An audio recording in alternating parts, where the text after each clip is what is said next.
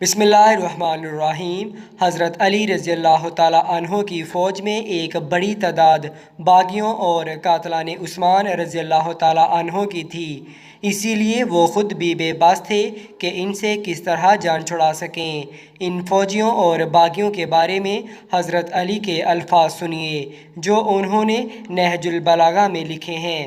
میں روز اول سے تمہاری غداری کے انجام کا انتظار کر رہا ہوں اور تمہیں فریب خوردہ لوگوں کے انداز سے پہچان رہا ہوں۔ میں تو تم میں سے کسی کو لکڑی کے پیالے کا بھی امین بناؤں تو یہ خوف رہے گا کہ وہ کنڈا لے بھاگے۔ اپنے اصحاب کو سرزنش کرتے ہوئے کب تک میں تمہارے ساتھ نرمی کا برتاؤ کروں؟ خدا کی قسم، ذلیل وہی ہوگا جس کے تم جیسے مددگار ہوں گے۔ خدا تمہارے چہروں کو ذلیل کرے۔ خدا گواہ ہے کہ مجھے یہ بات پسند ہے کہ معاویہ مجھ سے درہم و دینار کا سودا کر لے کہ تم میں سے 10 لے کر 1 دے دے۔ اسی طرح کے کئی اقوال جو حضرت علی سے منسوب ہیں نہج البلاغہ میں بکھرے پڑے ہیں۔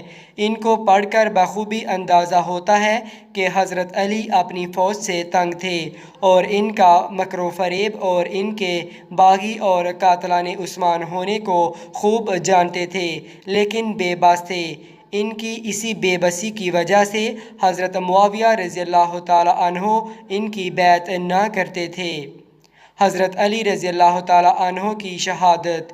انہی لوگوں نے جو عثمان رضی اللہ تعالیٰ عنہ کی شہادت میں شریک تھے اور معاویہ اور دیگر صحابہ اکرام جس خطرے سے ڈر رہے تھے وہی ہوا کہ ان باغیوں نے حضرت علی کو بھی شہید کر دیا۔ حضرت علی کو 15 رمضان 40 ہجری کو مسجد میں آپ رضی اللہ تعالیٰ عنہ کے سر پر باغی منافق نے تلوار ماری اور حضرت علی 17 رمضان کو شہید ہو گئے۔ عبداللہ بن سبا کا بنایا ہوا جال حضرت علی کو بھی پھنسا گیا اور یوں منافقین نے حضرت عثمان کے بعد حضرت علی کو بھی شہید کر دیا۔ ایسے حالات میں صرف معاویہ ہی تھے جو ان منافقین اور مشرکین سے صحیح نپٹ سکتے تھے۔ حضرت حسن رضی اللہ تعالیٰ عنہ کی خلافت۔ حضرت علی کی شہادت کے بعد حضرت حسن کو بھی خلیفہ بنایا گیا۔ حسن رضی اللہ تعالیٰ عنہ نے 6 ماہ کی خلافت کے بعد نبی صلی اللہ علیہ وآلہ وسلم کی اس پیشن گوئی کو پورا کیا جس میں آپ صلی اللہ علیہ وآلہ وسلم نے فرمایا، حضرت ابوبکر صدیق نے فرمایا کہ میں نے سنا حضرت محمد صلی اللہ علیہ وآلہ وسلم سے کہ میرا یہ بیٹا سردار ہے اور شاید اللہ اس کی وجہ سے مسلمانوں کے 2 گروہوں کے درمیان صلح کرا دے۔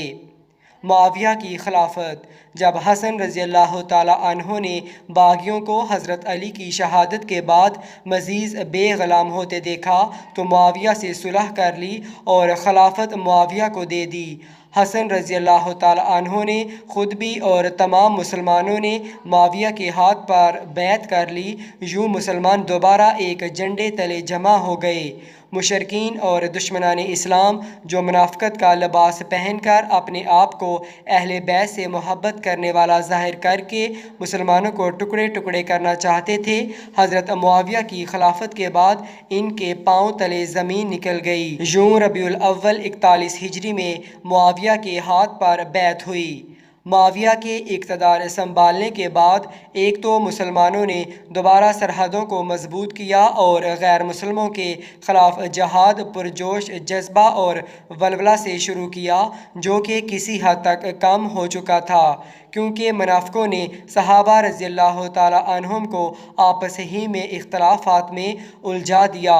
حضرت معاویہ نے 4 رجب سن 60 ہجری میں انتقال پایا۔ آپ رضی اللہ تعالیٰ عنہ نے تقریباً 20 سال شام کی گورنری کی اور 20 سال تقریباً خلافت کی۔ کل 40 سال تک آپ نے حکومت کی۔ اس 40 سالہ دور میں آپ نے منافقین کو اپنی چالیں نہ چلنے دیں۔